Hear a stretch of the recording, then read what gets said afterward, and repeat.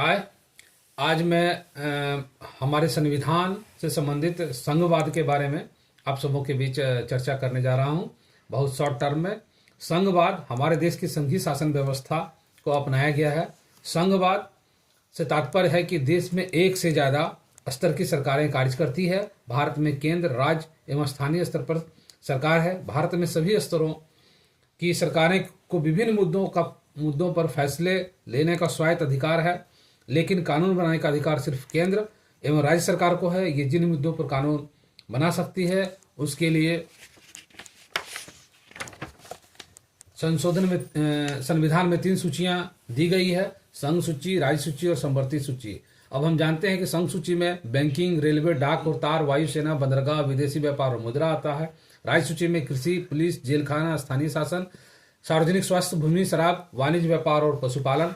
समवर्ती सूची के अंदर शिक्षा, वन, मजदूर, संघ सामानों में गिरावट, गोद लेने, उत्तराधिकारी और कृषि भूमि के अतिरिक्त किसी अन्य संपदा का हस्तांतरण, ये समवर्ती सूची के अंतर्गत आता है। संघ सूची, राज्य सूची और समवर्ती सूची का विस्तृत उल्लेख संविधान के किस अनुसूची में किया गया है? ये 7वीं अनुसूची में की गई है। भारतीय संविधान में राज्य की शक्तियों और कार्य किस प्रकार से विभाजित किए गए हैं? तो ये तीनों सूचियों के माध्यम से विभाजित किए गए हैं। भारतीय संविधान में अवशिष्ट अधिकार किनके पास है? तो केंद्र के पास है। भारतीय संविधान में अवशिष्ट शक्तियों राज्यों को भी प्रदान की गई है। समवर्ती सूची में लिए गए विषयों पर अधिनियम बनाने का अधिकार केवल और केवल राज्य और संघ के पास है। समवर्ती सूची के किसी विषय पर राज्य विधानमंडल द्वारा अधिनियमित उसी संसदीय अधिनियम परस्पर विरोधी हो तो संसदीय अधिनियम मान्य होगा।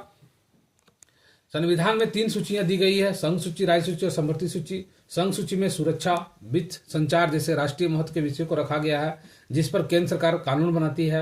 राज्य सूची में राज्य से संबंधित विषय जैसे भूमि, कृषि, पुलिस आदि होते हैं, जिस पर राज्य सरकार कानून बनाती है। शिक्षा, स्वास्थ्य, पर्यावरण जैसे कुछ ऐसे भी विषय हैं जिस पर दोनों सरकारें कानून बना सकती है। इन विषयों को समवर्ती सूची के अंतर्गत शामिल किया गया है।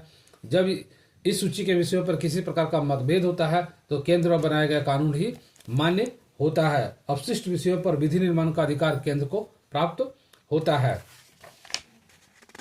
धन्यवाद। लाइक एंड शेयर और सब्सक्राइब जरूर कर लें। धन्यवाद आपका।